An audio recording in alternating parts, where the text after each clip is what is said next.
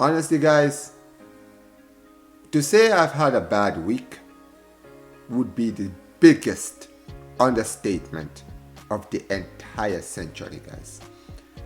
To say that I've had a terrible week, it would just be taking the piss out of my life now.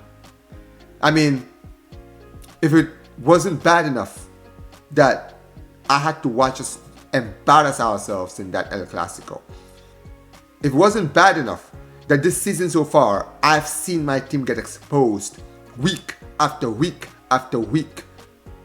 If it's not bad enough that my manager has been stubborn as hell. You know the one thing, guys, that has been the worst thing to come out of this season so far? It's the injuries. Because, ladies and gentlemen, it's finally happened. It's finally happened, ladies and gentlemen. He's finally injured. We were wondering when. Let's be honest. We don't pray for any of our players to be injured. But we know how injury prone this guy was before the manager came in. And the fact that we had him for a full season last season was a huge blessing. Well, ladies and gentlemen, our blessings have finally run out. Because take a look at what came out this morning. Official medical news. Pedri has suffered a rupture in his distal bicep femoris on his left leg. His approximate recovery time depends on the progress of the injury. Well, ladies and gentlemen, I have the scoop. Because many people were saying he's going to be out for about 3 weeks, 4 weeks. He'll be back by after the international break. He'll be back before the game in the Champions League against Chelsea. So don't worry about it. It's not too bad. We have a few winnable games coming up, right? We should be able to get the job done. Well, ladies and gentlemen, I'm about to give you guys some more bad news. Because, ladies and gentlemen, Pedri is not going to be out for a month. The bad news keeps getting worse because this update came out a few hours ago, ladies and gentlemen. Very bad news for Pedri. The recovery time will be 6 to 7 weeks. He will miss the 8 games, including the Chelsea and Atletico Madrid game. Basically, guys, to summarize what they just said there, Pedri is out for the next 2 months. Pedri is done. He's gone. We won't see Pedri till potentially 2026, ladies and gentlemen. And honestly, I have had enough. Because you know what it is, right? Sometimes injuries happen. It's a part of the game. Players get injured all the time. I've been watching football long enough to know injuries are part of the game.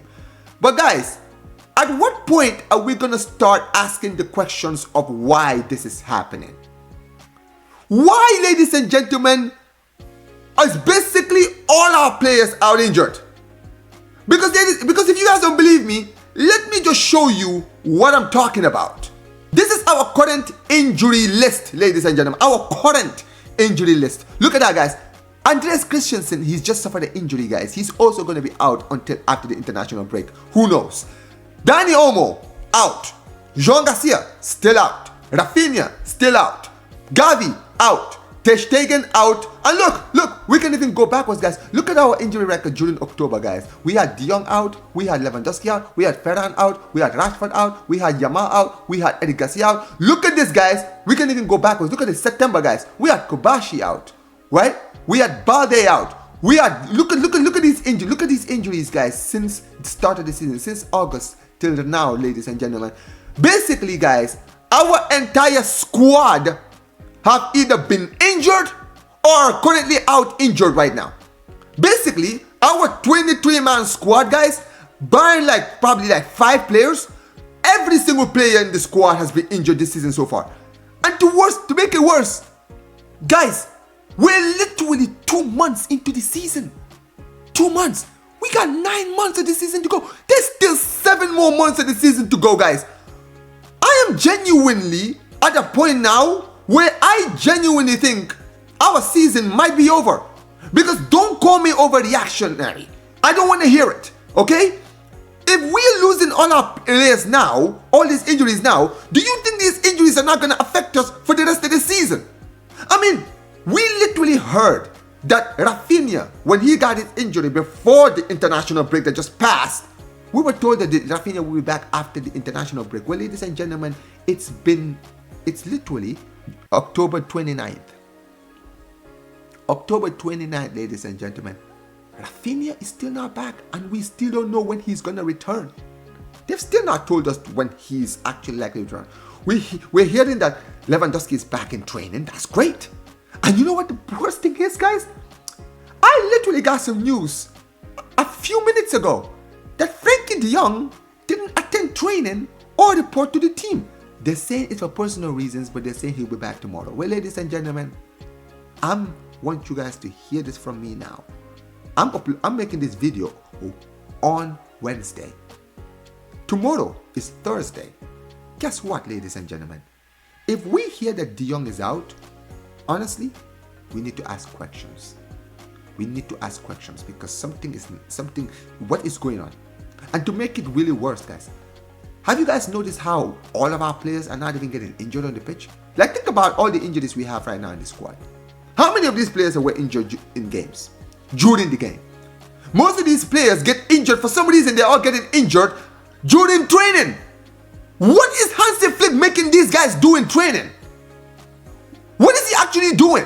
I actually want to know what training drills he's doing to actually get these players so injury prone right now.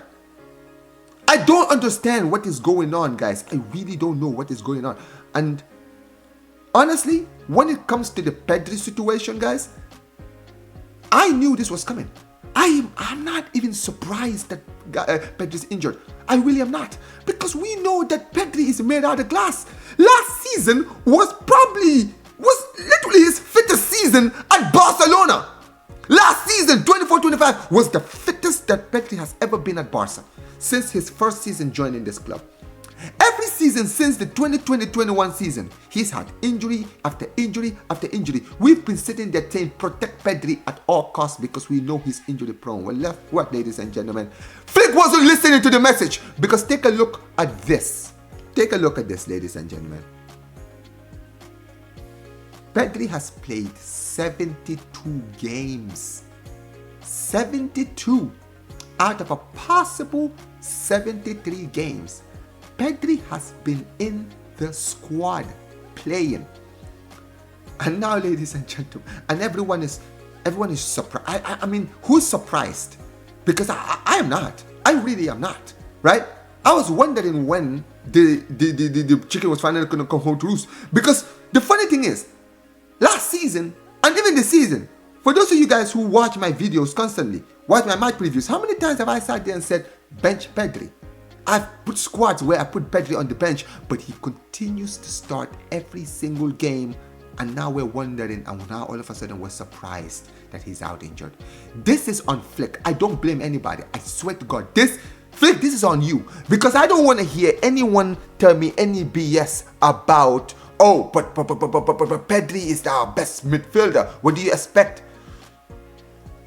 So you're telling me that there are not games in the season where we can bench Pedri? You're telling me that basically we need Pedri to unlock teams like Leganes, Las Palmas, and flipping Getafe, yeah?